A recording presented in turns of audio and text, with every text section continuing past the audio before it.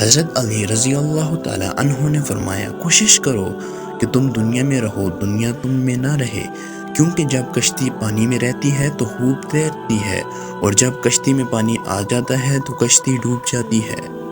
ایک عورت حضرت علی رضی اللہ عنہ کی خدمت میں حاضر ہوئی اور عرض کرنے لگی کہ حضرت علی رضی اللہ عنہ، میں نے اپنی زندگی میں بہت سے دھوکے کھائے ہیں۔ انسان اندر سے کچھ اور باہر سے کچھ اور ہوتے ہیں۔ میں نے ہمیشہ دوسروں کے ساتھ بھلائی کی ہے، بھروسہ کیا، اعتبار کیا، نیکیاں کی، لیکن مجھے بدلے میں دکھ تکلیف ہی ملی۔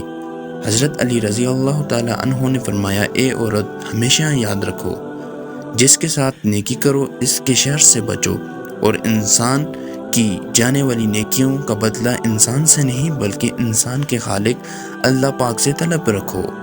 اس عورت نے کہا، حضرت علی رضی اللہ عنہ، میرا آپ سے ایک سوال ہے۔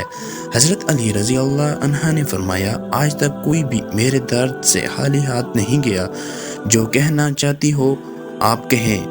تو اس عورت نے ہاتھ جوڑ کر کہا، حضرت علی رضی اللہ عنہ، کوئی ایسا عمل ہے کیا جس سے وقت سے پہلے معلوم ہو جائے کہ سامنے والا انسان آپ کے ساتھ سچی محبت کرتا ہے یا نہیں؟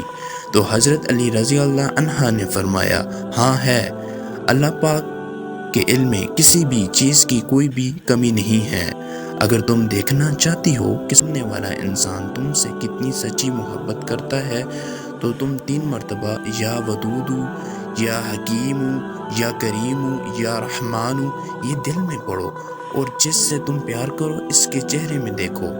اگر سامنے والے کا چہرہ مانوس نظر آئے تو سمجھ جانا کہ یہ آنے والے وقت میں تمہیں بہت تکلیف دے گا۔ اگر سامنے والے بندے کا چہرہ مطمئن اور عام انسان جیسا ہو تو سمجھ جانا یہ انسان تم سے پیار تو نہیں کرتا مگر یہ دھوکہ بھی نہیں دے گا۔ لیکن سامنے والے انسان کا چہرہ مسکرائے اور اس کی آنکھوں سے پیار جھلکنے لگے تو سمجھ جانا کہ یہ انسان خود سے بھی زیادہ تم سے پیار کرتا ہے۔ حضرت علی رضی اللہ عنہ نے فرمایا، انسان کو اللہ تعالیٰ کی محبت تب نظر آتی ہے جب اسے دنیا کی محبت تھکا دیتی ہے۔ کسی کے لیے حد سے زیادہ پریشان مت ہو، کیونکہ بہتر لے کے رب بہترین نوازتا ہے۔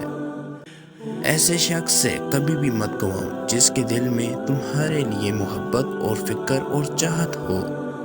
انسان کو اچھی سوچ پر وہ انعام ملتا ہے جو اسے اچھے اعمال پر بھی نہیں ملتا، کیونکہ سوچ میں دکھاوا نہیں ہوتا۔